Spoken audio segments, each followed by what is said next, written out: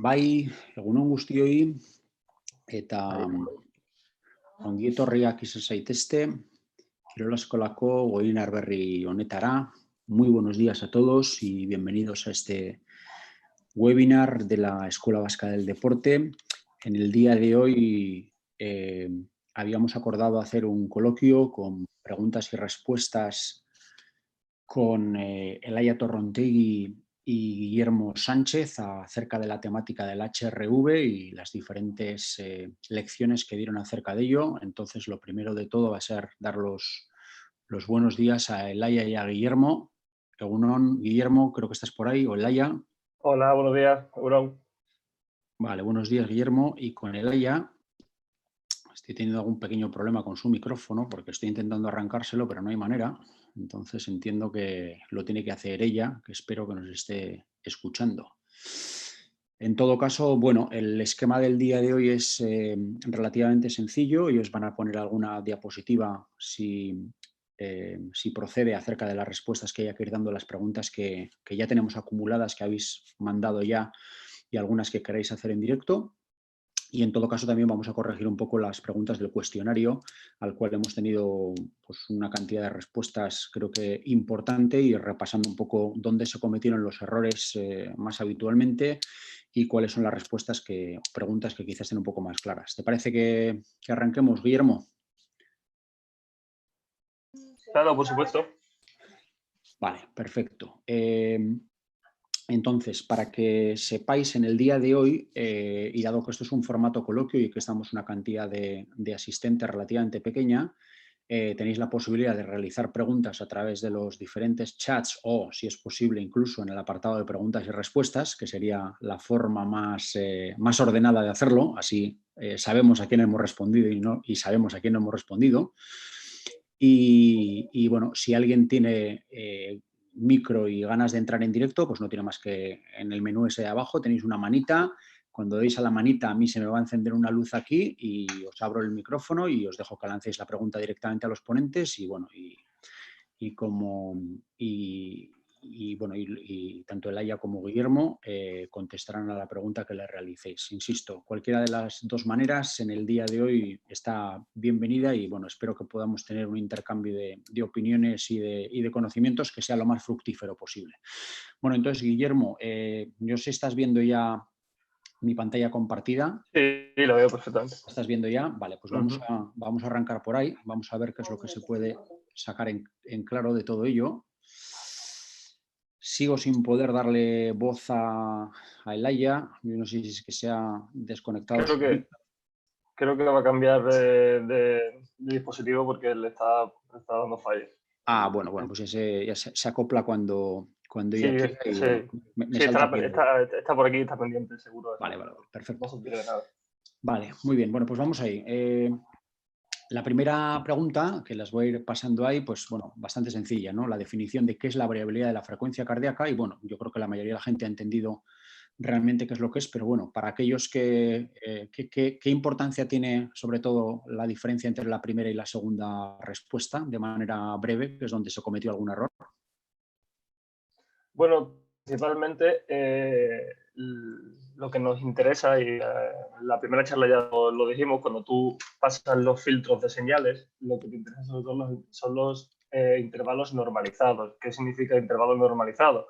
Es un intervalo donde los RR no son tópicos, o sea, no son errores de la señal. Por eso es importante tener en cuenta de que se hable de intervalos RR. De hecho, hay variables, como algunas de las preguntas que tenemos abajo, que se expone la SDNN.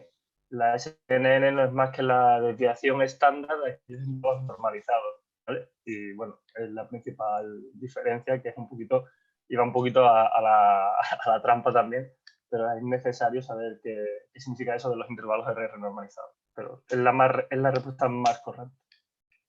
Vale, pues muy bien, queda claro que los intervalos tienen que estar normalizados por la propia variabilidad que tienen entre ellos. Vale, ¿se me escucha? Sí. Vale, pues.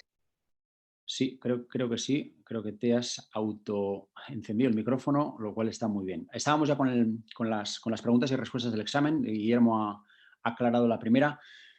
Y vamos con la segunda, ¿no? El registro de mediciones validadas para conocer el estado de la heart rate variability podemos encontrar, pues bueno, parece ser que la mayoría de la gente ha entendido que todas eran correctas. Sin embargo, hay quien ha pensado o que considerado que tienen que ser mediciones cortas o igual de 10 minutos. Esto quizá puede estar influenciado por la utilización de determinados dispositivos que marcan un protocolo de medición en concreto y la gente está, por así decirlo, acostumbrada a ello.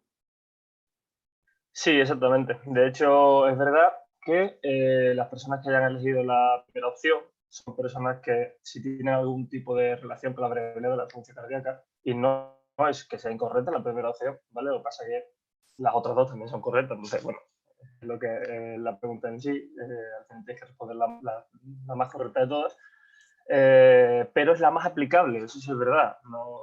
La medición corta, de menos de o igual a 10 minutos, es la más aplicable de todas, porque es la que al final te permite tener datos en un grupo grande de población, un equipo de trabajo, en un equipo de fútbol, un equipo de baloncesto, cualquier tipo de persona. Es lo menos invasivo que hay, que es lo que es la variabilidad, que es muy poco invasivo, pero es lo más usable. Eso sí es verdad. Pero las mediciones largas de 24 horas, como son los tipos Holter, por ejemplo, para ver alteraciones cardíacas y que se utiliza la variabilidad como variable abanderada, ¿no? En este caso, es la más cuidada de todas, la que más registro tiene. Y después las mediciones nocturnas es muy interesante también para ver el estado de reposo, y sobre todo ahora hay una tendencia muy bonita en la medición nocturna para identificar las fases del sueño, ¿vale? Así que, perdón por eso. Y bueno, la más correcta era la D, pero la A también podría ser correcta, aunque ya decimos que la pregunta es así. Muy bien. Vamos con la siguiente. En el registro de mediciones cortas iguales o menores a 10 minutos, ¿cuál es la variable que mejor representa la modulación del sistema nervioso parasimpático? Bueno, pues aquí ha habido un poco más de discrepancia porque, bueno, pues la NRMSSD parece que es la correcta. Sin embargo, hay quien se ha equivocado con las otras. ¿Dónde puede estar aquí un poco la explicación a este error? Bueno, al final cuando estuvimos hablando en la segunda charla de diferentes tipos de dominios, sí que hablábamos de todas ellas, ¿no? Por una parte teníamos el dominio de frecuencias, que sería esa primera opción del high frequency, lo nombrábamos, decíamos que dentro de los espectros, había 4 espectros, teníamos el very low, el high frequency y el low frequency. Y eran los dos que utilizábamos para hacer un ratio de simpático-parasimpático. Pero era un tipo de dominio que dejábamos un poquito más al lado porque recordábamos que el dominio de tiempo era un poquito el más comprensible y el que, pues bueno, estadísticamente mejor podríamos utilizar. El tema de la entropía también lo pasamos por encima y dijimos que era, bueno, pues un tipo de medición más compleja. Guille hablaba un poquito de ella en la tercera de las charlas, la segunda de las charlas, perdón. Y después las dos opciones que tenemos, la C y la D, son el SDNN y el logaritmo RMSSD. Entonces decíamos que con el logaritmo RMSSD, que realmente lo que hacemos es coger la raíz cuadrada de los intervalos normalizados y los pasamos les hacemos el logaritmo para poder ser un número más comprensible, y que veíamos que esa era bueno, pues la variable más fácil, más sencilla y más directa con respecto al sistema nervioso parasimpático. Muy bien, pues vamos con la siguiente pregunta, que también ha sido bastante homogénea. Los agentes estresores son entendidos como una disrupción de uno de los estados del medio interno, la homeostasis. Ante esto se deben entender los mismos como, bueno, pues si queréis comentarlo, creo que esta te corresponde a ti, Guillermo. Sí, por supuesto. A ver, todos los agentes estresores, tanto del medio interno, o sea, del medio externo, para la disrupción de la homeostasis del medio interno, son necesarios. El problema es la magnitud de esos agentes estresores. Y obviamente, si la magnitud supera a la capacidad adaptativa del sistema, lo saca de lo que es la zona de atracción, que lo hemos visto durante el curso también, ¿no? Esa zona al final es positiva sacarlo de vez en cuando de ahí porque mejora la estabilidad del sistema, por así decirlo, porque lleva al sistema a otros niveles de atracción más estable. Si lo saca durante mucho tiempo, al final el sistema no se puede adaptar y el fenómeno, por así decirlo, de estabilidad interna, que es como se conoce un poco la homeostasis, que no es el único estado de un sistema, ¿vale? Ni tiene por qué ser el mejor estado del sistema, pero eso afectaría al reequilibrio, a la readaptación de una nueva homeostasis. Entenderme de esta forma, de una forma como si fuera de multiescala, ¿vale? Me explico. Cuando tú estás entrenando, produces esa disrupción del medio necesaria para la mejora, para alcanzar otro nivel, ¿vale? Otra escala. Por lo tanto, la recuperación de la homeostasis no es una recuperación, si lo ponemos en una línea de tiempo, como si yo empezara en la semana 1 de mi periodo de entrenamiento, para nada. De hecho, cuando yo termino en mi semana 4, mi recuperación de la homeostasis, mi reequilibrio del medio interno no se parece en nada al medio interno que yo tenía en la semana 1. De eso se trata. Aunque se reequilibre el medio interno, es necesario que ese estresor esté ahí para una reequilibración del medio interno a una nueva escala, ¿vale? Pero si me paso, pues al final termino un poco pues jodiendo el sistema porque no se puede adaptar. Entonces, creo que ahí se ha entendido muy bien la pregunta y solo quería hacer ese matiz, esa corrección, ¿vale? Que a veces entendemos un poco la homeostasis como único estado de un sistema y el preferible y el que siempre tiene que estar y no tiene por qué ser así. Pues queda aclarada esa posible duda. Vale, con respecto al SNA, parece que hay también bastante consistencia en la respuesta. Si queréis comentar algo acerca de esa duda que ha existido con la primera opción del parasimpático. Por mi parte, no. Yo creo que está bastante clara y homogénea. Sí, parece que, bueno, pues alguno ha considerado que la afirmación tercera, que la trampa estaba precisamente en escoger la cuarta, porque la primera y la tercera eran correctas, por lo que veo. Entonces parece ser que no se había quizá comprendido que el simpático, por así decirlo, también tenía esa característica de aumento de la fuerza y frecuencia de los latidos, ¿no? Que es lo que quedaba ahí un poco en el aire. Quizá ya ha podido ser por desiste, porque en realidad el 96% de las preguntas están bien contestadas, con lo cual alguien que quizá iba haciendo el test más rápido de la cuenta y, bueno, pues alguna trampita tenía, pues parece ser que sí. Podría haberse un pequeño error incluso de lectura rápida. Sí, la verdad es que hay algunos tests que hay que leerse las respuestas un par de veces porque algunas tienen un poco de trampa, pero bueno, es también un poco parte del ejercicio de prestarle atención y poner concentración en esto, ¿no? Vale, aquí ya hay otra cuestión, porque aquí sí que hay bastante discrepancia o quizá no se haya entendido perfectamente bien la pregunta, entonces yo creo que merece la pena que nos detengamos un poco y veamos. Y además la pregunta es como muy genérica, ¿no? Y podría parecer muy importante, de hecho, para las recomendaciones, ¿no? En la práctica deportiva, para la medición del HRV, pues bueno, pues fijaros que hay una cantidad importante de gente que todavía no le queda claro cómo se debe de medir esto y en qué situación. Entonces, venga, como queráis, vosotros mismos, volver a explicarlo.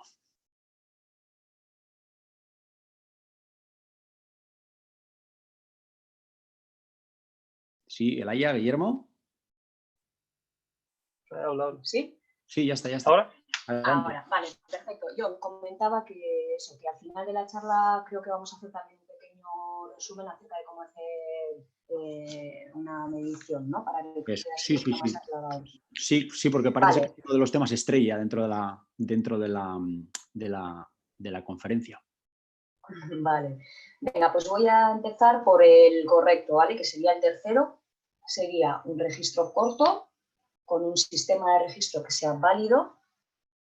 Las condiciones basales, que serían, si recordáis la diapositiva que poníamos, era especialmente, bueno, para comienzos que podía ser nada más despertarnos por la mañana, cuando los agentes estresores durante el día todavía no van a incidir en nosotros, estamos en una condición más basal. Como hemos dicho antes, el logaritmo del RMSE es lo que nos ayudaría a recibir información para la modulación parasimpática. El stress score sería el que nos daría información acerca de la simpática, de la rama simpática. Y luego tendríamos un ratio simpático-parasimpático, que sería el que nos daría información acerca de cómo está ese equilibrio entre el uno y el otro. y ese ratio simpático-parasimpático lo sacábamos dividiendo el estrés score del SD1, que recordamos que venía del gráfico Poincaré. Esa sería la correcta. A partir de ahí, ¿qué nos encontramos? Pues la pregunta A, por ejemplo, es muy similar, pero una vez más hay que estar un poquito atento porque lo que se le suma a la C es que es un sistema válido. O sea, no nos sirve cualquier medidor y tenemos que ser un poquito exquisitos en el tema de que esa medición de la variabilidad sea buena, porque si no el registro que vamos a obtener no va a ser válido para poder recibir la información.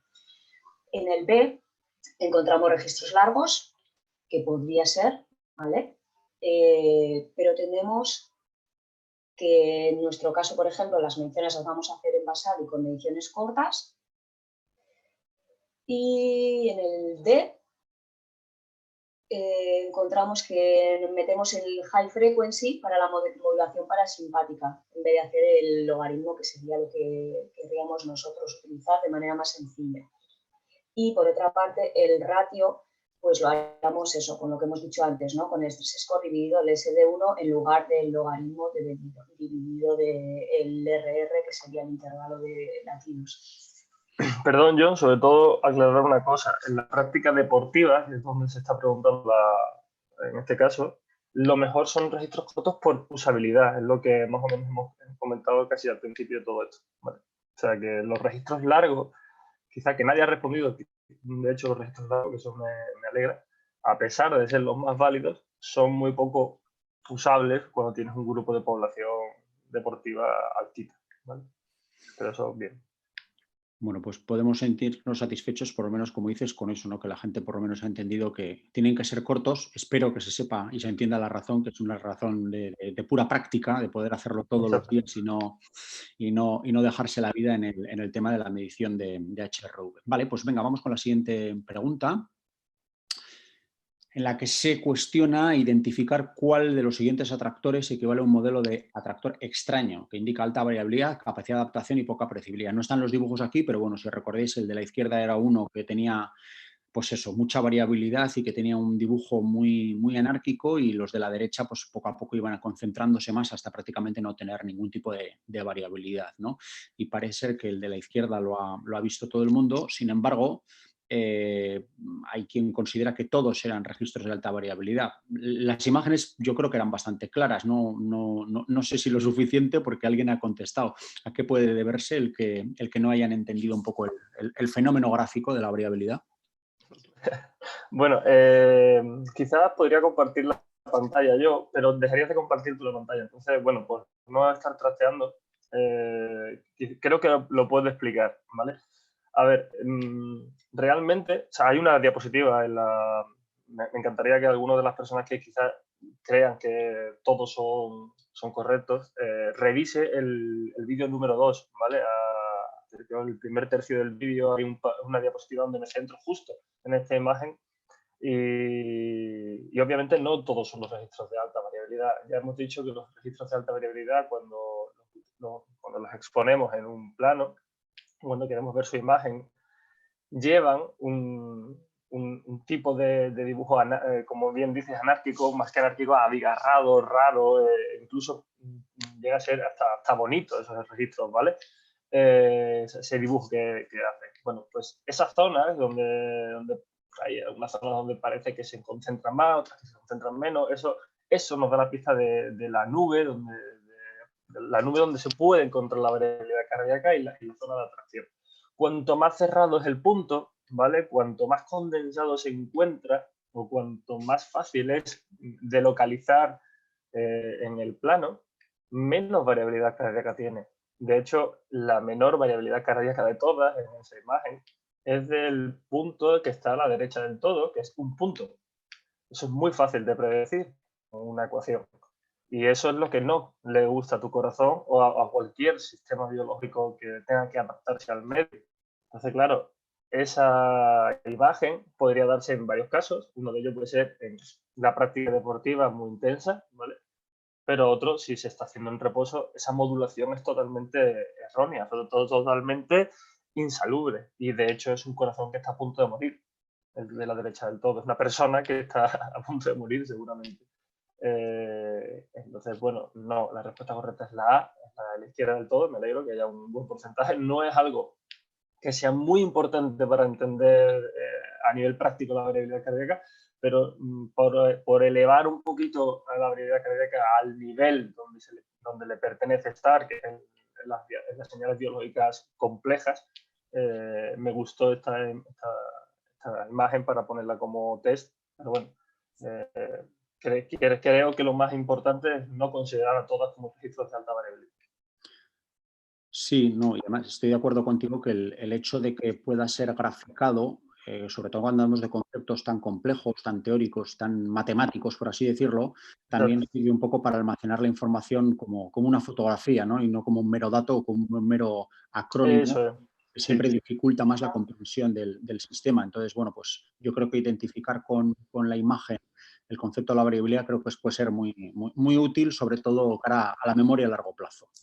Se ayuda también a cuando hablábamos de la importancia del filtrado, de no hacer que la señal pierda mucha variabilidad, pues esa imagen nos puede ayudar, ¿no? El recordar que lo que queremos es ver esa variación en lugar de quedarnos con el punto.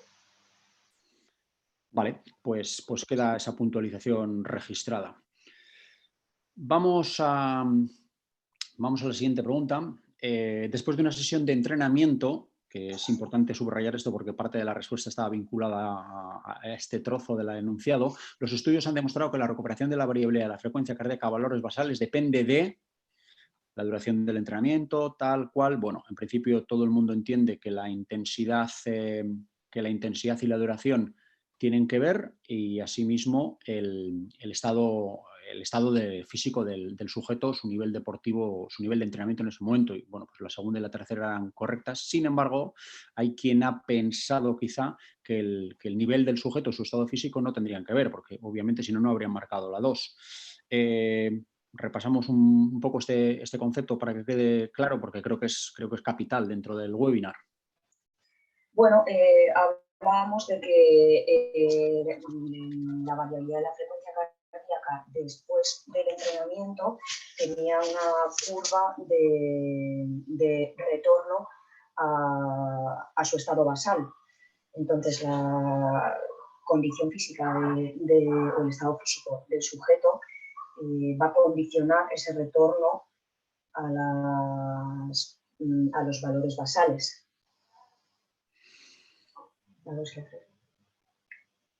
Bueno, sí. En principio, sí. Yo creo que los puntos estaban bien marcados dentro de lo que era la presentación y bien, pero bueno, no sé muy bien a qué depende. No, perdón, John, que te corte. Obviamente, las personas que han elegido la principal es la intensidad, en segundo lugar va la duración del entrenamiento, esa respuesta es parcialmente correcta. El problema es que te queda la otra parte de que es dependiente del nivel del estado del sujeto, que es lo que exactamente quería decir Elaya. Veis en alguna diapositiva de la charla 2, donde el principal componente de la destrucción de la variabilidad cardíaca y por lo tanto de su recuperación es la intensidad del entrenamiento, pero cuando tú tienes una intensidad quizás media y la duración empieza a ser demasiado alta, la duración del entrenamiento también es algo que va a condicionar al final esa recuperación.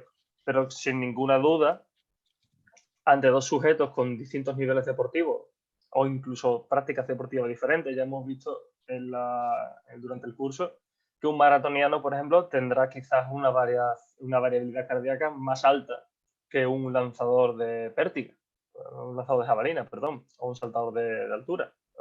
Entonces, tienen niveles dependientes tienen niveles físicos o de rendimiento deportivo muy altos. Sin embargo, es que una de las modalidades exige mucho a la variabilidad de la frecuencia cardíaca. Entonces, lo normal es que en intensidades donde los tres atletas estén corriendo, el maratoniano al final, a una intensidad relativa parecida, quizás recupere mejor por el tipo de entrenamiento que lleva. Entonces, es necesario tener en cuenta que un sedentario y un entrenado, a pesar de que vayan a la misma intensidad relativa, con el mismo tiempo y intensidad y duración, la recuperación será dependiente de ese estado y del sujeto.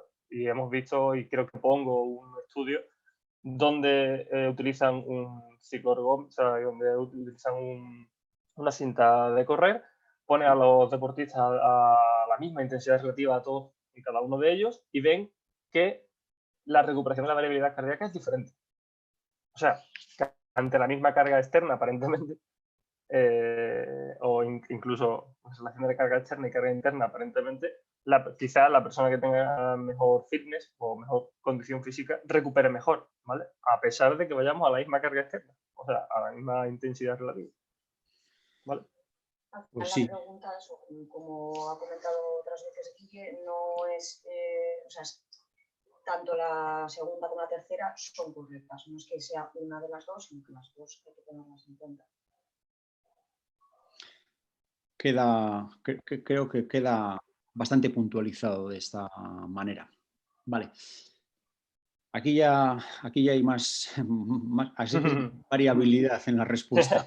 Señala en qué momento de los propuestos puedes usar la HRV como variable para cuantificar la carga interna de una sesión. Era simplemente elegir en qué momento. Pues durante, que afortunadamente no lo ha elegido nadie, después del ejercicio, durante la medición de la carga, y fíjate que pone precisamente a la mañana, que es un poco complicado porque es antes de realizar el ejercicio, y puedes usarla en cualquier momento para tal fin. No parece ser que haya quedado muy claro cuándo hay que realizar la medición, porque si no, no entiendo tanta respuesta diversa. Vale, pues yo supongo que el tema de la medición de la mañana habrá sido porque dentro de las diapositivas lo que comentábamos era que el gol estándar para hacer un registro de cómo va yendo el deportista y cómo va evolucionando, comentábamos esa medición basal de la mañana, pero precisamente cuando hablábamos de esa medición, lo que destacábamos era que los estresores del día, entre ellos el entrenamiento, no estaban presentes o estábamos haciendo una medición en basal, cuando todavía no se había estresado o no se había hecho esa ruptura de los gases. Entonces, bueno, pues esa pregunta sería un poquito trampa, ¿no? Como decir, a ver, sabemos que la medición basal es la que queremos para hacer un registro largo e ir viendo cómo evoluciona el deportista, pero precisamente en esta pregunta que lo que estamos haciendo es cuantificar la carga interna de una sesión, pues esta medición no nos serviría. Durante el ejercicio queda claro, en el menú azul, y lo que nos encontrábamos en cualquier momento para tal fin, pues tampoco, porque lo que queremos es, igual que hablamos en la pregunta anterior, ¿no? Una vez que termina el entrenamiento y hasta que llega otra vez a sus condiciones basales, el deportista, dependiendo de la intensidad que haya tenido ese entrenamiento y de la condición física que tenga, tendrá una curva de retorno diferente. Entonces, eso es de lo que hablábamos en esta pregunta. Sí. Insisto, creo que el enunciado y la lectura atenta de las respuestas daba muchas pistas acerca de qué es lo que había que responder, pero quizá pues la gente se ha ido un poco a la respuesta más superficial y más rápida que le ha venido a la cabeza en cada momento, ¿no? Entonces, bueno, eso. Luego esto lo voy a hacer un pequeño corolario con estas respuestas rápidas y os voy a preguntar a ver si responden al fenómeno que yo creo que responde, pero eso lo vamos a dejar para el final. Vale. Seguimos. Ciertos estudios han demostrado que el uso del HRV como guía para controlar el entrenamiento ha servido para, bueno, en principio todo el mundo lo tiene claro, sin embargo, bueno, pues hay algunos que se quedan un poco con las respuestas parciales, correctas, pero parciales. Algo que comentar, ¿os parece interesante el que no recojan toda la información acerca de para qué sirve la HRV? Bueno, a ver, la variabilidad de la fuerza cardíaca como guía se ha demostrado y se está demostrando que es una forma más eficiente quizás de realizar el entrenamiento, ¿vale? Al final cuando estás en un deporte quizás de un rendimiento importante, la eficiencia del entrenamiento es muy clave. Y si yo mejoro lo mismo, y ojo aquí, porque no se ha demostrado que es quizá, no todos los estudios consolidan que se haya mejorado más con HRV que sin HRV, ¿vale? Lo que sí se va viendo es una tendencia a entrenar menos. Eso quiere decir que yo estoy aplicando el estímulo estresor más eficientemente o de forma más eficaz, en este caso, porque la eficiencia es el resultado al final, para poder adaptarme mejor. Entonces, un menor volumen de entrenamiento teniendo una adaptación igual crea una cosa muy importante a la larga, ¿vale? No solo en el momento, sino ese estudio es más temporal, esos estudios son más temporales, de 8 semanas, 10 semanas, 6 semanas algunos, pero si eso lo piensas a largo plazo en tus deportistas, esa menor carga de volumen de entrenamiento, sobre todo en deportes donde son de resistencia a la fuerza, deportes de tiradas largas, de triatlón, el atletismo, de largas distancias, los maratones o los Ironman, los impactos articulares que se producen por una carga, por un volumen de entrenamiento alto, le van a hacer que si tú eres más eficiente en el entrenamiento, vas a respetar un poquito más la vida del deportista también a la larga. Entonces me parece una herramienta muy útil por dos aspectos. El primero, porque vas a ser más eficiente en tu entrenamiento, y el segundo es porque le vas a dar longevidad a tu deportista, porque al fin y al cabo también es lo que un poco buscamos, ¿no? Entonces creo que no, esto no es oro todo lo que reluce, ¿vale? No es lo mejor del mundo, no es el santo grial, pero sí nos está ayudando a encaminar mejor las adaptaciones, y por eso creo que es muy importante, como veremos en las siguientes preguntas, matizar el para llevar esta guía de forma correcta, el cómo hacerlo, ¿no? Es decir, vale, pues tengo que hacerlo de forma individual y tengo que hacerlo de esta forma para saber que este tipo, este día de hoy, puede asumir sin un riesgo y con los mayores beneficios adaptativos una carga muy intensa de trabajo. Y no hacerlo, pues, como normalmente lo hacemos o tradicionalmente se hace, ¿no? Pues voy a estimar que haya 3 sesiones a la semana de 3 series de 400 metros, porque sí, sino darle un sentido a esto, ¿vale? Pues sí, esa era quizá la respuesta que podría resultar más novedosa, ¿no? El carácter predictor, sobre todo, de la adaptabilidad de la carga. Bueno, en la siguiente puedo comentar porque afortunadamente parece ser que todo el mundo lo tenía claro y adivinado bien, pero bueno, parece ser que no sé si queréis comentar algo, porque creo que es la primera respuesta que vemos con pleno de Bueno, la aciertos. verdad es que para nosotros era bastante importante que la gente comprendiera el contexto, no solo la utilización de la variabilidad, sino que esa información de la variabilidad se contrastara con diferentes variables, pues como hablábamos, ¿no? Que podían ser el wellness, que podíamos hacer también valoraciones neuromusculares. Entonces, que esta pregunta en concreto sea un 100%, pues la verdad es que es bastante... satisfactorio. Sí, satisfactorio. Bueno, pues venga, pues seguimos hacia adelante. Esta mola. Esta no hemos tenido tanto éxito. Un deportista de muy alto nivel que ha realizado una correcta asimilación de cargas y se encuentra realizando el tapering 3 días antes de una competición. ¿Qué resultados cabe esperar? Bueno, pues ya veis que no hay mucho consenso acerca de lo que se pretende esperar, con lo cual la evaluación, depende de qué entrenador sea, puede ser de muy diferente Vale. orden. Por lo tanto, vamos a repasar este punto que parece que no está muy claro. Vale, muy bien. Mira, en primer lugar, esto es muy dependiente de la persona, ¿vale? O sea que incluso me faltarían opciones para poner, ¿vale? Y te diría más, cuando vas conociendo a tus deportistas, sabes dónde más o menos se van moviendo, pero con la ciencia en mano,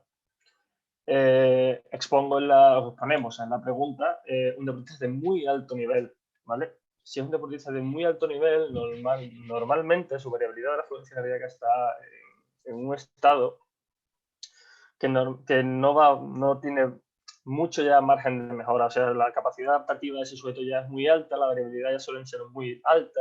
Y bueno, como todo en la fisiología tiene un tope, un techo, ¿vale? Cada vez tiene menos margen de mejora, están más cerquita de ese margen posiblemente que se diga en otros contextos genéticos, ¿no? Bien, a partir de aquí, lo indeseado sería, por ejemplo, que la variabilidad cardíaca subiera mucho y la persona estuviese en situación de wellness, por ejemplo, mala, con mucha ansiedad, con falta de sueño. Ahí eso sería una situación bastante mala y que no debería de encontrarse. Al igual que pasa cuando baja mucho, o sea, que bajaría mucho la variabilidad cardíaca, muy por abajo de los límites del sujeto, ¿no? De los individuales de la propia persona, y encima el wellness también se corresponde con ella, porque quiere decir que a lo mejor el tapering es malo, o hay una cuestión de sobreentrenamiento, como ponía en una de las gráficas de un estudio de triatletas, donde uno de los triatletas en un caso son 2 triatletas de alto nivel, donde uno de ellos sufre un periodo de sobreentrenamiento no funcional, un overreaching no funcional, y acaba por enfermar por un herpes virus, me parece que era. Entonces, bueno, dentro de eso, dentro de los 2 límites exagerados, están esos matices dentro de esos márgenes, ¿no? ¿Qué sería lo más ideal? Porque tener en cuenta que se está aproximando a una competición. Normalmente un deportista que se aproxima a la competición, días antes de la competición, ya se está preparando mentalmente para la competición. Incluso una semana antes de la competición se está preparando mentalmente. Entonces, normalmente lo que pasa es que el día de antes, o 2 días de antes de la competición, o 3 días de antes de la competición, como se pone en este caso, esa persona ya tiene un sistema nervioso simpático bastante activo porque está muy centrada y le supone un estresor de la competición, ¿vale? Es una señal porque el día de la competición normalmente tenemos que estar estresados. Es bueno estar estresado. Es normal que el sistema nervioso simpático esté un poquito más elevado, esté al alza, ¿vale? Entonces, lo que cabe esperar no es quizá una mejora muy abrupta de la variabilidad de la función cardíaca, como podría pasar en un tapering de una persona amateur, ¿vale? Porque sube mucho su condición física, entonces sube mucho la variabilidad cardíaca por mejora de la condición física. Aquí la mejora de la condición física se da, pero no es muy elevada porque ya es un deportista de muy alto nivel. Y lo que sí podría pasar es que bajase la variabilidad cardíaca, bajase un poquito por abajo de sus límites o se mantuviesen esos valores basales, que quizás esos valores basales ya se consideren un valor quizás por encima, ¿no? Ya ese valor basal que tú comparas al principio del ciclo y tal, esa bajada es una bajada normal por predisposición a la competición, ¿vale? Siempre y cuando el wellness se encuentre en un buen estado, o sea, siempre y cuando su capacidad de humor, de sueño, su dolor muscular, su fatiga general, las mediciones neuromusculares o algún test que tú realizas de rendimiento sean buenos, lo que posiblemente esté pasando es que hay un factor externo que ya sea la propia competición el que está haciendo que el sistema nervioso simpático esté preparando al sujeto para esa competición. Porque es importante, los deportistas al final viven un poco para ir por la competición y es para ellos debería de ser lo más importante. Entonces, bueno, se podría esperar esa bajada o que retornar a valores basales y que el wellness estuviese en valores normales o incluso buenos, ¿vale? Muy buenos, no pasa nada. Y hay que acompañarlo, como siempre, de una medida a nivel neuromuscular, una medida de rendimiento que también te da seguridad, ¿vale? Pero es un proceso normal.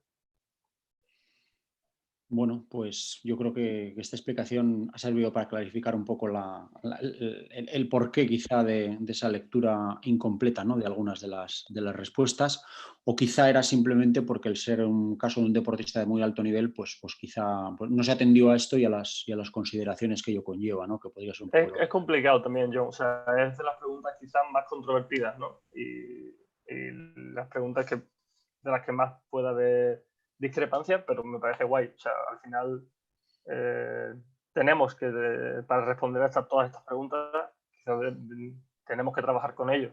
Y ya está. Pero es de las preguntas más difíciles que habéis, claro.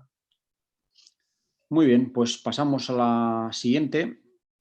En el control de cargas de entrenamiento, para determinar cambios sustanciales de la heart rate variability, debemos de tener en cuenta, bueno, pues parece ser que la fiabilidad ha sido la más elegida, por así decirlo, pero bueno, hay otra serie de respuestas, sobre todo desde el punto de vista estadístico, que quizá no quedaban demasiado claras. Les vamos a tener que remitir al webinar de estadística aplicada para aclarar un poco los conceptos y no mezclarlos entre ellos, ¿no? Pero si queréis comentar algo ya desde aquí.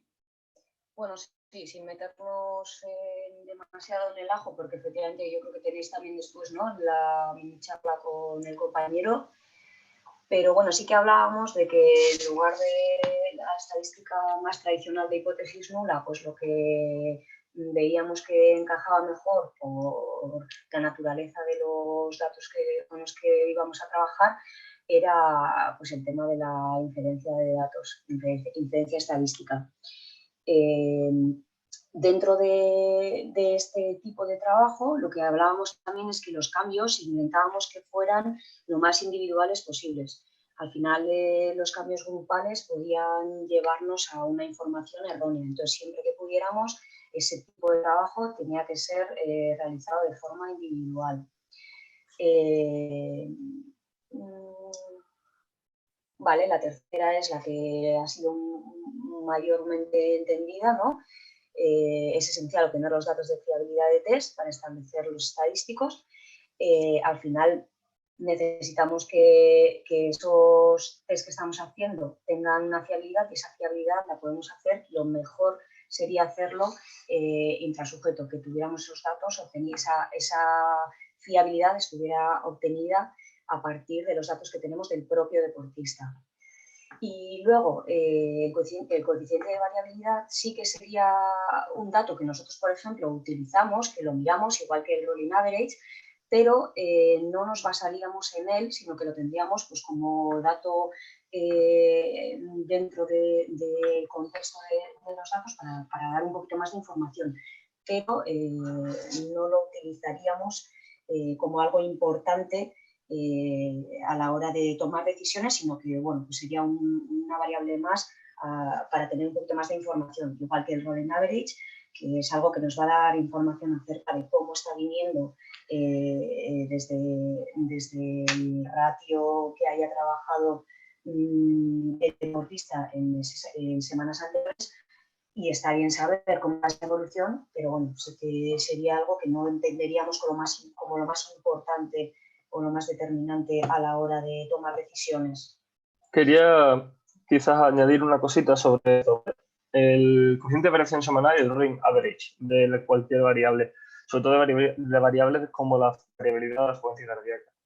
Autores como Bouchet, Plius o algunos otros encontraréis, y ellos encuentran utilidad a esto, de hacer este tipo de análisis, ¿vale? De coeficiente de variaciones semanales. Incluso te digo que conforme estás mejor en tu rendimiento, el coeficiente de variación semanal será menor, o que deberías de subir el coeficiente de variación semanal porque la carga interna que le estás metiendo al sistema no es suficiente para que tenga una disrupción.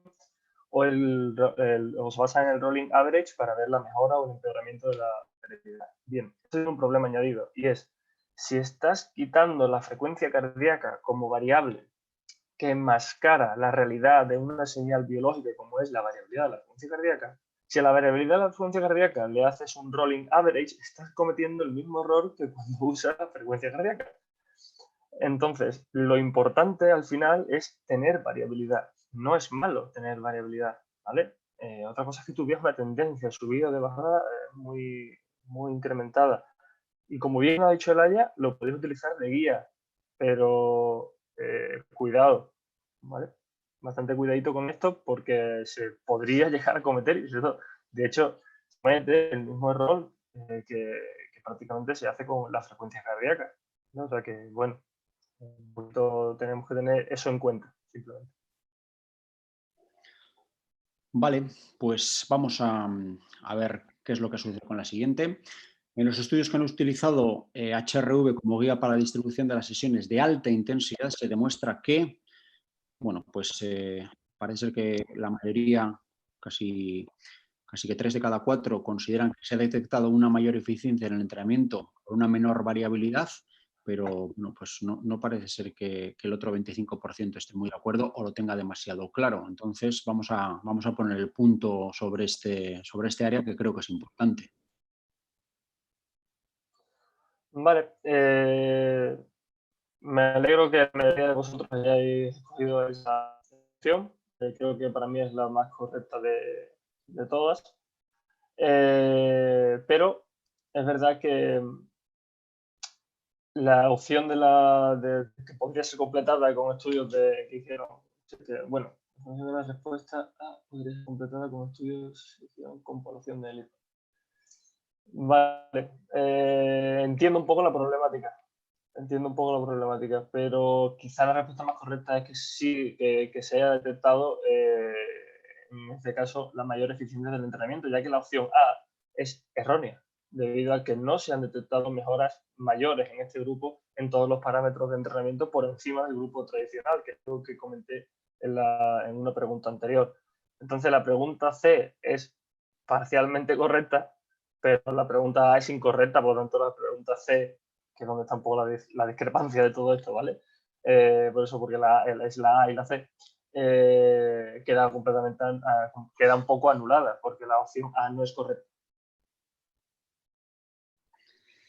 Pues bueno, pues esperemos que con esta explicación quede aclarado. Bueno, y vamos ya con la última, que había que elegir la respuesta más completa dentro de las que se ofrecían. Y bueno, pues en lo que es el control de cargas del entrenamiento a través de la HRV, pues parece ser que todo el mundo tiene claro que era la segunda y la cuarta, entendiendo que la HRV es un magnífico medidor de carga interna y que tiene que ser de alguna manera alternada o secuenciada con la utilización de cuestionarios bien percibidos o de estado de percepción más o menos en paralelo. Pero bueno, algo que querráis comentar acerca de esto.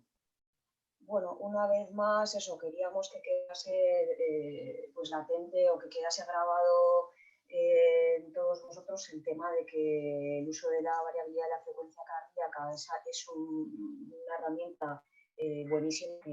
La información que nos da es muy válida tanto para ver la situación actual del deportista como la modificación de la programación en base a eso, pero que siempre, en nuestro caso por lo menos, consideramos que eso hay que unirlo al resto de variables y crear un contexto de información que pueda ser mucho más directo y que pueda ser mucho más válido.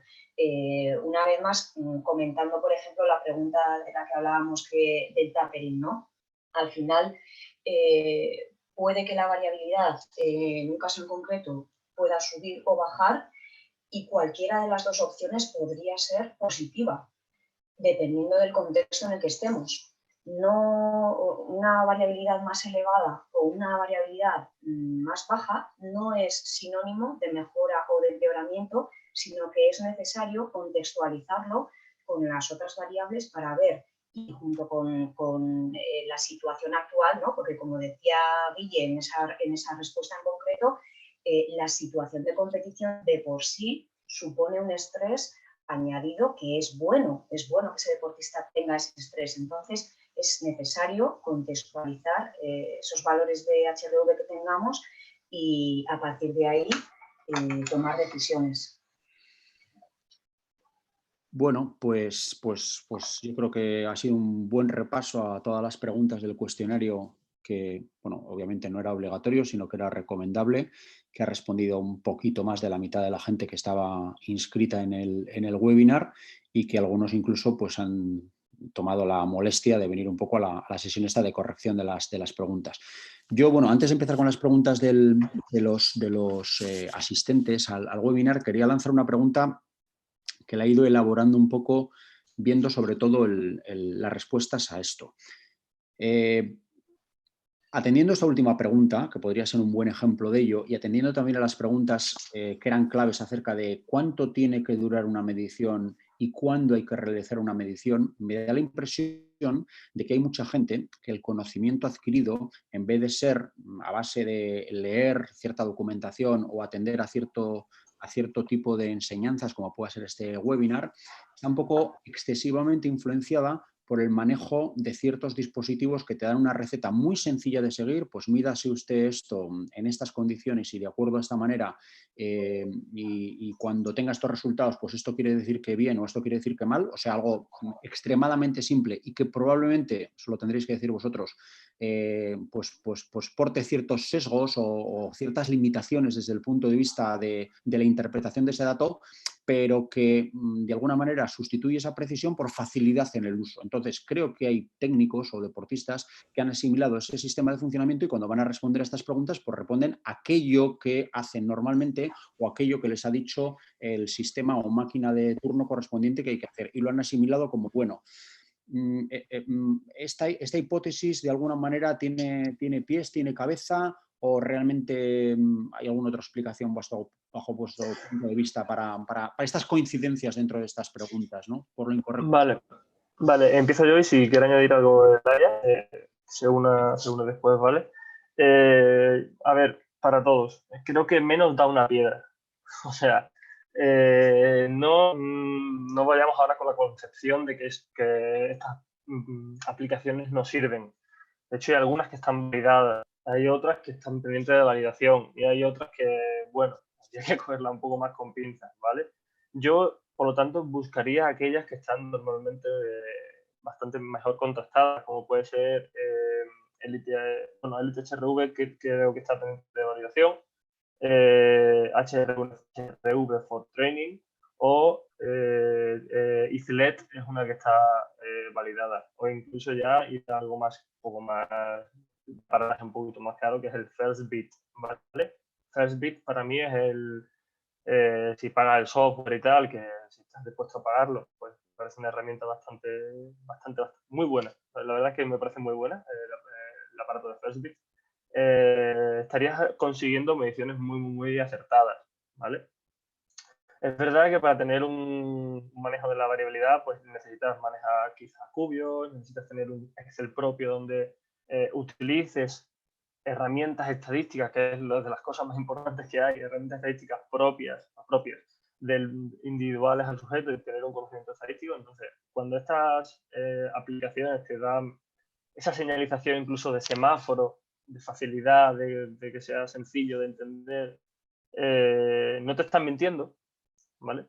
Pero quizás si lo que vas buscando es una excelencia deportiva, tú tienes que buscar una excelencia también como técnico en las cosas que haces. Entonces, bueno, ¿sirve? Sí. ¿Hasta qué punto? No te lo podría decir, ¿vale? Porque si lo que quieres realmente es la practicidad, pues bueno, pero tienes que tener en cuenta que tienes el error, ¿vale? Y que todavía no he visto ninguna aplicación que realmente utilice un análisis estadístico importante para la toma de decisiones correctas, ¿vale? Entonces, bueno, yo no quiero ahora que diga, hostia, lo que he hecho no sirve para nada. Sí que sirve, también, bueno, te he dicho, no es una piedra, pero tenemos que un poquito ir evolucionando a algo más. Entonces, bueno, no sé si lo que quieres que te responda John es quizás algo más concreto. No sé si quieres No, que te diga algún software, si quieres que te diga algo. le robo la palabra a Elaya para hacer una puntualización. Has hablado de aplicaciones que trabajan específicamente con ello. Dentro de lo que yo pensaba, me refiero sobre todo al nivel de utilización usuario, pero usuario más básico desde el punto de vista de practicante de deporte. O sea, la pulsera de Xiaomi, 25 te entiendo. euros, y lo vamos a enlazar con la validez luego de los propios aparatos, porque hay una pregunta de alguna oyente en ese sentido, pero yo a lo que me refería es, yo no tengo ningún problema en ponerme como ejemplo. Si utilizo lo que se llama el índice de estrés, que es una medida indirecta y derivada, por así decirlo, del HRV medido a través de una marca comercial como otra cualquiera, que es Garmin, el hecho de que me diga, mídetelo así, mídetelo de esta manera, y si da este dato, bien, y si da este dato, mal. Es muy fácil de entender por mí, ¿no? No tengo que realizar ningún tipo de ejercicio. Y como ya estoy acostumbrado de alguna manera y me resulta relativamente sencillo entender ese método, a la hora de tener que de alguna manera lo que aprendíamos con este webinar, ¿no? Hacer ver que sí, la HRV es una cosa muy bonita, pero tiene su complejidad, tiene sus especificidades y de alguna manera hay que atender a ellas si quieres ser preciso. Si no, pues bueno, pues te quedas el otro juguetito Claro. y sigues leyendo el horóscopo y si quieres que lo quieres, en realidad... Pues en yo realidad creo es esto, ¿no? que más que una pregunta lo que estás haciendo es contestar Claro. directamente. O sea, al final, lo ha hecho muy bien. directamente con la introducción lo has descrito. Una cosa es que yo a nivel de usuario, yo por ejemplo ya como deportista retirada, salga en un momento a correr si me da la chaladura o quiera diariamente pues ver cómo me encuentro, ¿no? Y otra cosa es que ya como técnico deportivo quieras empezar a afinar y quieras empezar a trabajar un poco en el control de cargas de tus deportistas y para eso necesitas una individualización. Entonces, bueno, yo creo que lo has dejado transparente, nítido. Es verdad que sí, que en el aspecto de tus pulseras, por ejemplo, las famosas pulseras, la fotopletismografía, o sea, el sistema que utiliza la pulsera para la medición de la frecuencia cardíaca y, por lo tanto, de esa variabilidad, no es un sistema validado para la variabilidad, ¿vale? No, quizás algún estudio encuentre que no es un mal marcador, pero al final tienes que hacerlo muy correcto porque en el momento en que se mueva esa pulsera tendrá mucho error y no tiene demasiada validez. Entonces, si lo que queremos es ir un pasito más allá, pero sin volvernos al deporte de élite, un pasito más allá, al menos utilizar una app que utilice bandas de frecuencia cardíaca. Una banda Polar, una banda Garmin, una de las bandas Polar validadas son, por ejemplo, la H10, la H7, la H6 me parece que también está, en Polar, en Garmin, pero si queremos dar un salto más de calidad, por lo menos, no utilizar las pulseras, sino utilizar una banda de pecho, ¿vale? Por lo menos por ahí. Vale, pues bueno, creo que me lo habéis dejado bastante claro y quería conocer vuestra opinión al respecto precisamente por eso, porque me da la impresión de que había muchas respuestas que estaban condicionadas por la experiencia usuario que se tenía a la hora de utilizar ese tipo de dispositivos, que estaban respondiendo lo que ellos hacían porque consideraban que era lo correcto por ser usuarios de variabilidad de frecuencia cardíaca, pero acabas de explicar muy bien en qué condiciones, ¿no? Hasta qué punto puedes considerar que lo que estás haciendo es válido. Cómodo es cómodo, fácil de entender es fácil de entender.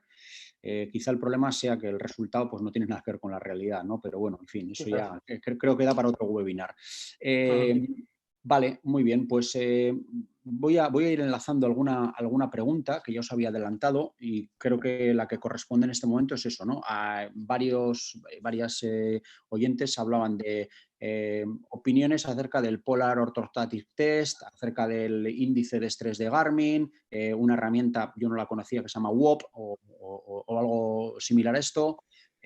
Habéis adelantado un poco la respuesta en la anterior, pero bueno, hablando de los aparatos, vamos a decir, más básicos de nivel usuario y sobre todo muchos de ellos que realizan la medición con visor, ¿no? Y no con banda. Entonces, no sé si queréis extenderos mucho esto, pero bueno, es una pregunta que se ha repetido hasta la extenuación. O sea, la gente quiere que funcionen estos aparatos o de alguna manera está diciendo, ¿este aparato que tengo sirve o no sirve? Pues bueno, por favor, responderles porque son legión. Vale, introduzco yo un poquito, si quieres. A ver, sé que el Polar tiene un sistema de orthostatic test y el problema es que no sabes un poco cómo trata los datos. Las empresas no te lo facilitan, ¿vale?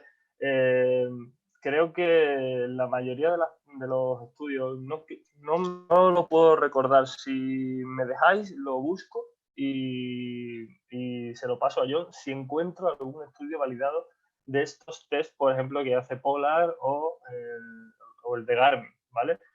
Lo que sí os puedo decir es que no lo hagáis con el reloj, ¿vale? Lo que sí, si lo vais a hacer, hacerlo con la banda, por lo menos. Porque creo que además el Polar no te lo permite hacer ni con la fotopletismografía. Te lo permite hacer con la banda. Por el error que ya tiene la pulsera de Polar, ¿no? el reloj, sí.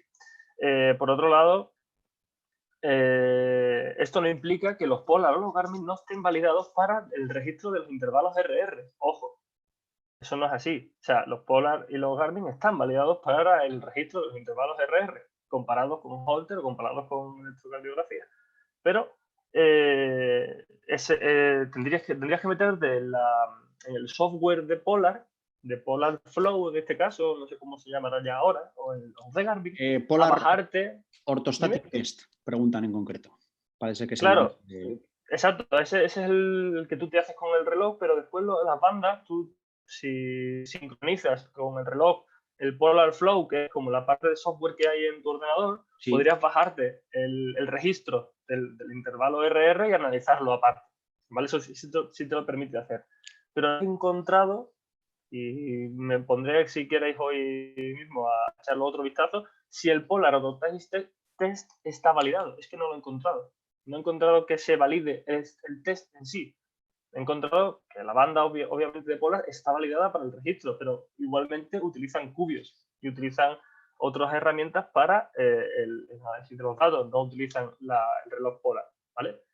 Entonces, bueno, permitidme que lo busque por si hay algo nuevo, pero ya te digo que en el último año no he encontrado nada de eso, ¿vale? Y básicamente es un poco así, es que no te puedo decir nada más porque encima las empresas no te facilitan cómo se está haciendo la medición. Te dicen, esto es así, lo tienen capado y no puedes mirar. O sea, no puedes ni mirar dentro ni comprobar qué intervalos se está cogiendo, qué filtrado tienen, cuánto dura la medición, no te lo permiten hacer. Entonces, bueno, Vale. se hace un poco difícil entonces adivinar si eso realmente es válido o no. Bueno, entonces, vale. a eso Elaya. se podría añadir que, o sea, para que esa información, es decir, haces ese registro de RR y tanto el Garmin como el Polar te va a dar una información válida de ese registro, ¿vale? Pero tú después de ese registro, lo que está diciendo Guille, es eso, tendrías que hacer ese filtrado, tendrías que procesarlo, ¿vale? Y la otra opción de la que os hablaba Guille, de lo que se trata es de ciertas aplicaciones ya validadas o en uso de validación, que lo que hacen es hacerte ese filtrado. No va a ser tan válido como cuando tú ya en un nivel más elevado haces propiamente ese filtrado y lo haces de manera individualizada, con estadísticos individualizados, pero un previo paso a eso sí sería una aplicación como puede ser el Elite HRV, que lo que haría es darte una información acerca de los datos que has registrado y un filtrado que es pues eso, como un paso intermedio que no sea tan avanzado, es válido para utilizar junto con otros contextos. Yo animo a los usuarios que tengan esa duda a que, por ejemplo, tanto para iOS como para Android, tienen la aplicación de Elite HRV, que se la bajen, que utilicen la banda de Garmin o Polar y después, si quieren, en el mismo momento o el mismo día, que se hagan el orthostatic test y que un poco vean la relación que hay entre uno y otro, pero eso a día de hoy no se ha validado, no se ha comparado a esas aplicaciones con eso, porque incluso algunas de las aplicaciones todavía están pendientes de validación por la complejidad que tiene un poco esto. Pero creo que un pasito más, si interesaros, es bajaros esas aplicaciones, que es completamente gratuita, bastante más interesante, y aprendéis, y seguramente aprenderéis más de la variabilidad, porque en la aplicación te la explica, te da explicaciones, te muestra los dominios de tiempo, dominios de frecuencia, o sea, es bastante didáctica, ¿vale? Y es un pasito más. Muy bien, pues vamos con otra pregunta. Ha quedado claro un poco cuál debería de ser el criterio de utilización de los dispositivos, cuál es y cómo. Vamos con otra pregunta. ¿Qué influencia puede tener la adaptación psicológica en una competición de varios días sobre la variabilidad de frecuencia cardíaca? Una competición de varios días y la adaptación psicológica que pueda tener, o qué influencia puede tener esa adaptación psicológica o la evolución, por así decirlo, en una competición de varios días. Bueno, pues, a ver, no sé exactamente si lo que quieres que te responda es que esa persona está entrenando psicológicamente por competición y cómo le afecta la variabilidad. O... Yo creo que en una competición de varios días lo que hace ver es que, por así decirlo, como esa competición puede tener unos resultados y esa serie de resultados pueden afectar pues, a mis expectativas, a mi moral, a la valoración que hago de los propios resultados, ¿cómo podría plasmarse eso o qué podemos esperar por el hecho de que considere, creo que la pregunta va por ahí, aunque no lo menciona, si los resultados no me están saliendo como yo pensaba a lo largo de esa competición o a lo largo de los días que dura esa competición, ¿cómo se va a manifestar o cómo podría llegar a manifestarse eso dentro del HRV? ¿O es independiente eso de la propia HRV? No, no es independiente, por supuesto que no. De hecho, a ver, te puedo poner algún caso ejemplo, porque, por ejemplo, en badminton jugamos partidos todos los días hasta la final. Conforme avanzan los días, incluso cuando ganas de una forma u otra, la variabilidad también se afecta al día siguiente. ¿Cómo afecta el resultado? Te puedo decir, cuando un deportista pierde, en este caso, la variabilidad cardíaca normalmente del día siguiente es muy mala. Es bastante mala, porque normalmente esa persona no deja de pensar en ese partido, porque esa persona no deja de, o sea, duerme peor, el estado de ánimo es mucho peor, entonces se ve que incluso perdiendo quizás el primer partido, el primer partido de la competición, ¿vale? Donde vas fresco, vas bien, cuando tú juegas el siguiente, la variabilidad cardíaca suele ser peor y el wellness lo acompaña. Porque, es decir, vale, la fatiga no es tan alta como para haber perdido tanta variabilidad. Es verdad, porque si hubiera ganado, va bajando progresivamente. De hecho, eso sí se ve, que va bajando normalmente progresivamente la variabilidad conforme las pasas de rondas y cada vez estás más cansado. Eso se puede dar también en taekwondo, porque tienes varios combates en el mismo día. Y hay estudios de badminton que también dan como varios partidos en el mismo día, la variabilidad cardíaca va bajando progresivamente por fatiga, ¿vale? Pero si pierdes, tienes la variable de infección a nivel mental, exactamente, a nivel psicológico. Y seguramente se destruye más, porque esa noche esa persona no dormirá tan bien, dormirá mal, estará de mal humor, se despertará con más fatiga, con la que ya encima tiene la propia competición. O sea, lo que cabe esperar es que la variabilidad cardíaca sea peor y normalmente suele ser más baja, ¿vale? Yelaya, ¿quieres añadir algo? Sí, bueno, añadir que eso al final claramente es un agente estresor. Entonces, igual que está diciendo Guille que afectará negativamente, efectivamente con gente o con deportistas de alto nivel que trabajan este tipo de situaciones, se ve que es individualizado. O sea, que hay quien tiene más o menos pérdida dependiendo de ese control que tenga de asimilar esa pérdida. Esa bajada de la variabilidad pueda ser menor o incluso pueda estabilizar y continuar avanzando en la competición sin que le influya de manera tan negativa. Claro, o sea, hay miles de casos. Si esa persona psicológicamente siente que ha hecho un buen partido a pesar de haber perdido y ha hecho el trabajo que tenía que hacer y, bueno, y se ha perdido esa competición, quizás esa persona es mejor consigo misma, tenga esa confianza de decir, bueno, he dado todo lo que he podido, esa persona se duerma bien y la variabilidad no será tan afectada. Si es al contrario, la variabilidad seguramente se afecte más, porque es una cascada. Al final, a nivel emocional empiezas a perder, ese nivel emocional te lleva a tener un peor sueño y esa noche duermes peor y al día siguiente pues tienes peor humor, tienes peor sueño, estás más fatigado y por lo tanto la variabilidad cardíaca es un resultado de la carga interna, ¿no? Es un resultado de esa recuperación, un resultado de cómo las distintas partes de un sistema están interactuando entre ellas para darte ese resultado. Así que sí que se cabría esperar un cambio y cuanto peor sea psicológicamente esa condición para ser deportista, porque haya estado peor psicológicamente o haya estado peor preparado, seguramente peor será el resultado o más grande será el cambio en magnitud. Vale, pues yo creo que queda bastante clara la respuesta. Vamos con una pregunta que tenemos aquí registrada de José. En la medición post-entreno, ¿qué protocolo debemos de seguir? Si es que habría algún protocolo, ¿no? Tiempo después del entrenamiento, qué condiciones, etcétera. Se ha repetido varias veces esta pregunta, tanto en la exposición como en el examen y demás, pero bueno, parece ser que no queda claro. Repitamos. No pasa nada. No pasa nada, José. Una respuesta muy sintética, si puede ser. Claro, mira, te recomiendo que sigas un poco a José Naranjo Orellana, que es el que está siendo abanderado de esta parte del control de la variabilidad cardíaca post-entreno. A partir de ahí, te diré que lo normal es hacerlo dejando los 5 primeros minutos post-ejercicio, los descartas, no lo ten en cuenta, ¿vale? Y mides desde el minuto, incluso los 10 primeros minutos de ejercicio, cárgatelos, porque ahí hay por mucho ruido de señales, sobre todo a nivel de respiratorio del propio deportista, ¿vale? Porque hay una frecuencia respiratoria muy alta. Y coge de los 10 minutos de post-ejercicio, a nivel práctico, hasta los 15 minutos post-ejercicio. Con 5 minutos de medición te vale, ¿vale? Y en función de cómo haya sido la intensidad pues, y la duración, pues sabrás cómo va a ser esa recuperación. Normalmente se hace sentado, ¿vale? El deportista tiene que estar sentado, tranquilo, le haces el control de movilidad cardíaca durante esos 5 minutos. Lo normal es que no hable con nadie. Y ya previo a eso, si quieres, le puedes preguntar pues, otras variables como es la RPE o cualquier otro marcador que quieras medir, la pérdida en salto vertical, si quieres hacerle un control de lactato, bueno, pues lo puedes hacer. Y después ya, a partir de ese momento, lo dejas tranquilo durante 5 minutos, normalmente sentado, ¿vale? Hasta que termine la medición. 5 minutos de medición.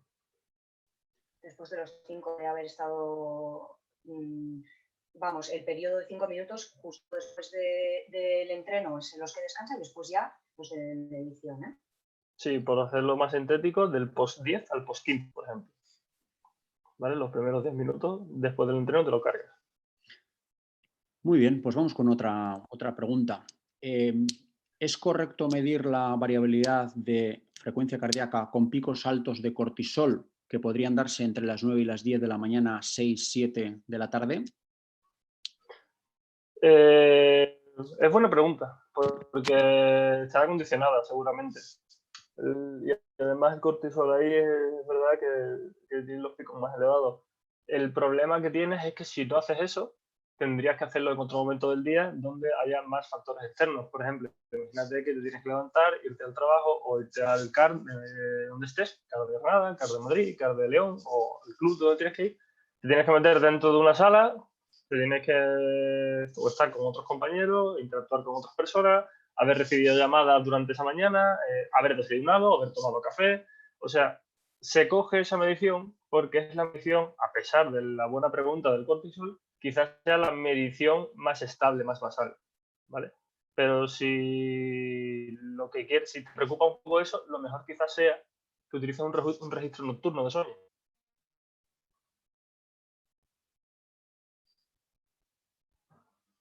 ¿Hoy? Sí, se ha cortado un poquito.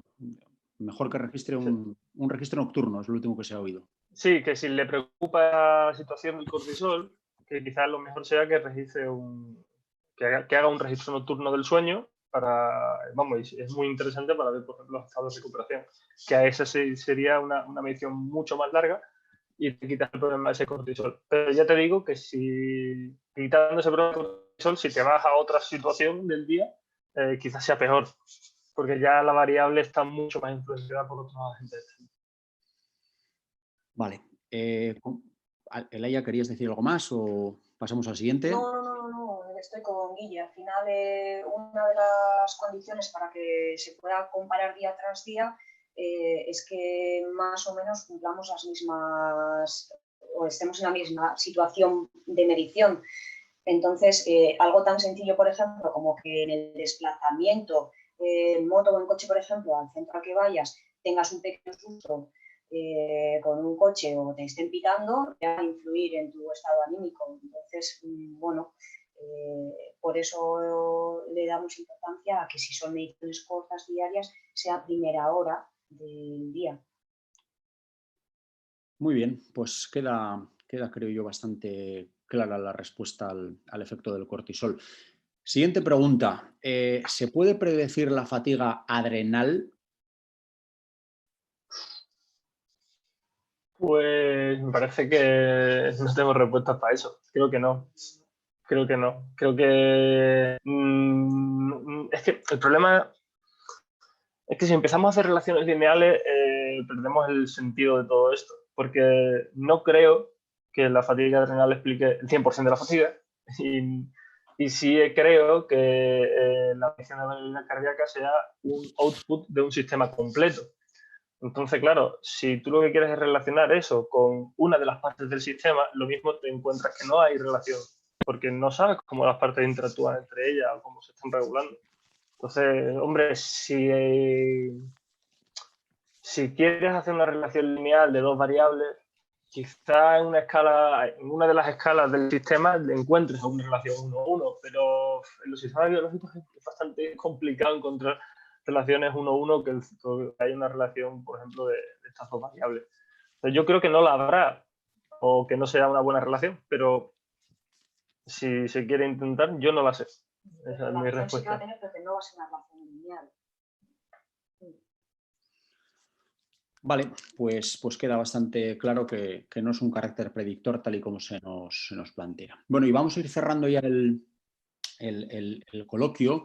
Yo tenía guardada para el final una especie de pregunta resumen, a partir de la cual voy a sacar 4 ideas muy generales que voy a intentar luego plasmar en una infografía y bueno, se la pasaré a los alumnos y la colgaremos también un poco en las redes sociales para uso y disfrute de todos ellos. Entonces, vamos a irnos al usuario final, al usuario no especialmente capacitado, por poneros un poco el reto y el ejercicio, o un técnico que no disponga de un sistema excesivamente complejo desde el punto de vista de análisis, no tenga ni el sistema ni la intención de tenerlo siquiera, ¿no? Entonces, por poneros un poco el dibujo, ¿no?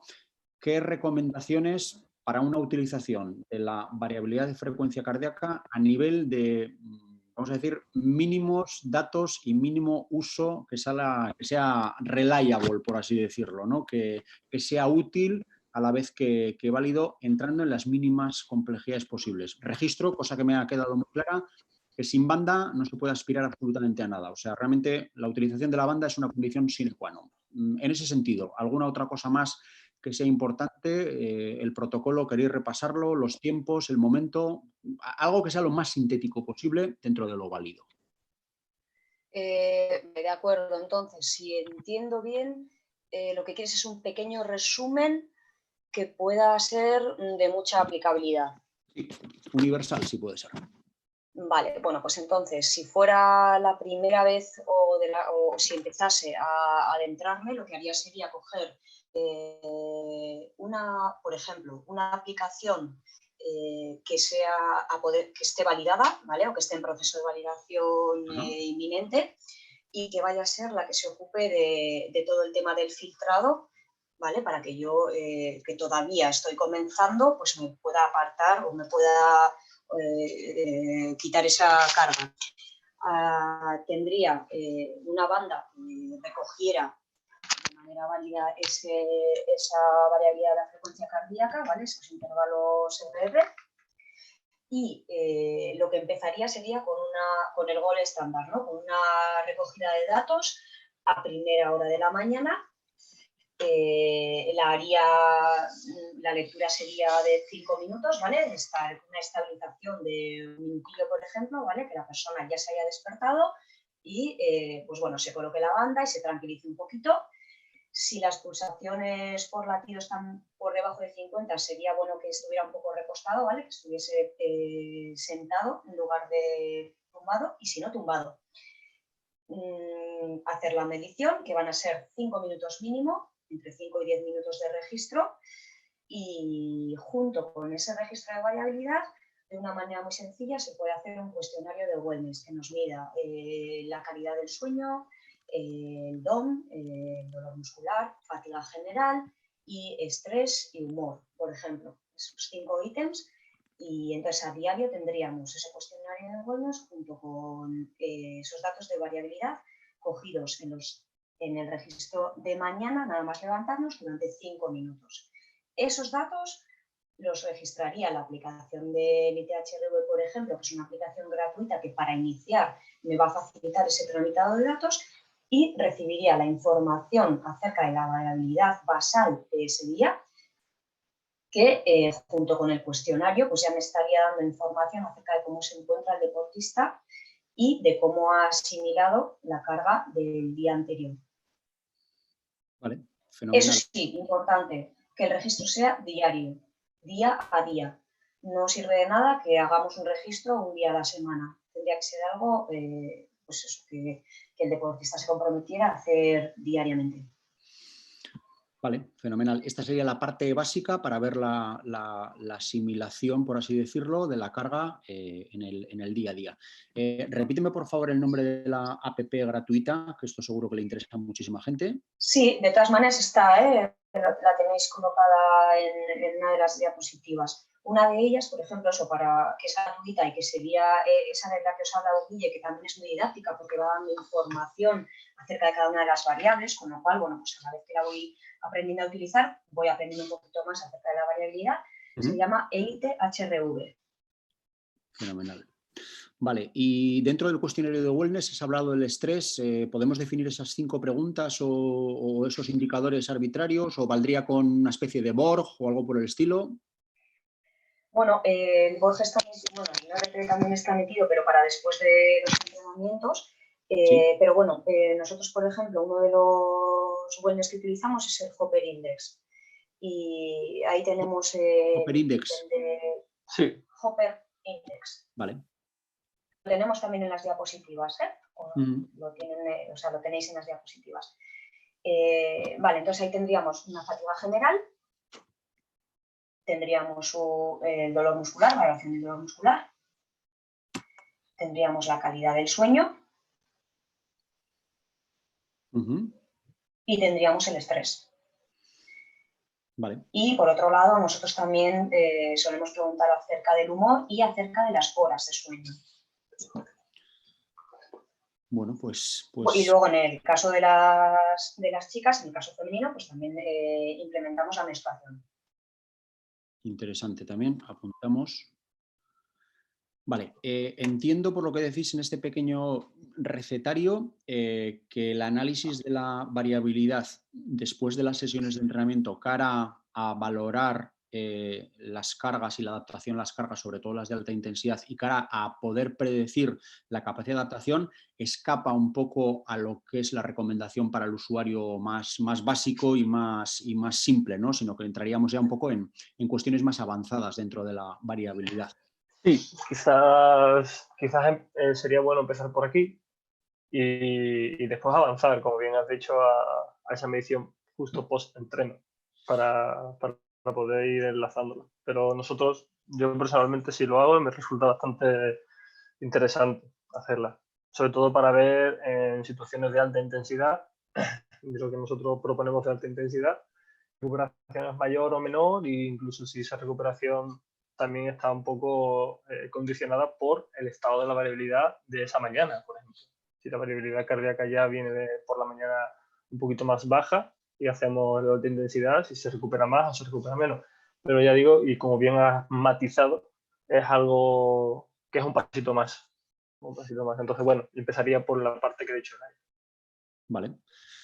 Pues bueno, pues poco más me queda a mí por añadir. En todo caso, repetir e insistir en daros las gracias por el magnífico trabajo que habéis planteado, tanto desde el punto de vista didáctico, desde el punto de vista de aportar información para el que quiera ir un poco más allá. En los canal de YouTube, están todas las micro teaching registradas para quien se las quiera ver cuantas veces sea necesario. Y bueno, vamos a intentar transcribir esta pequeña infografía con la información, pero en todo caso, muchas gracias. Creo que el trabajo ha sido magnífico, excelente.